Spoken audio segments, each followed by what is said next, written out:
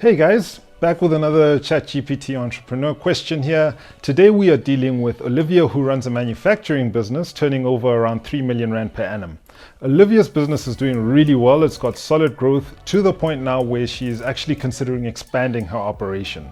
And essentially the question that Olivia is asking for us today is she's looking for some sort of strategies to effectively manage a growing team, deal with any conflicts that might arise as the business growth and she has those growing pains, and of course making sure that she's maintaining a solid organizational and team culture as she's busy scaling up the business. Now, I've got a hypothesis around conflict. I believe that conflict typically happens when there's a lack of clarity in terms of what to do, right? So person A wants to do this, person B wants to do that, or you've got a scenario where people aren't clear about what they're supposed to do. They're not clear about the strategic direction of the organization. They're not clear about their roles and their responsibilities. Now, how you work around this when you are managing a team is you need to clearly define and communicate what needs to be done.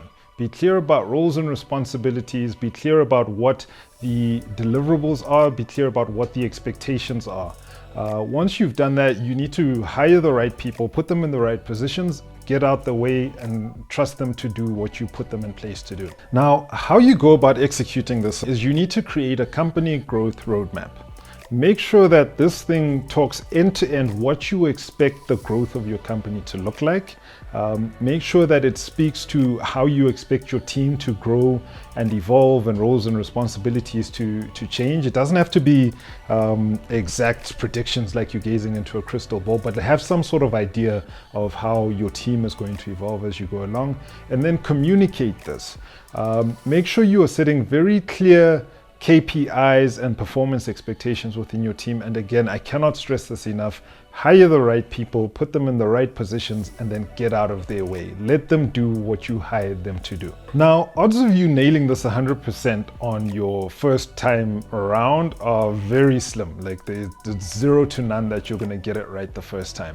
But even when you do eventually get it right, don't assume that you've got it right and now you can relax. Make sure that you're keeping clear and open lines of communication with everyone across the organization so that if at some point you hit some sort of bottleneck or roadblock, you're able to get that feedback fairly quickly and then put in place strategies to tweak how you and your team are operating to make sure that you guys are staying at that peak performance.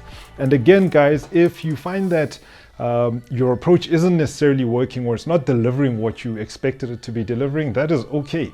Take the L, make sure it doesn't defeat you, it doesn't defeat your team.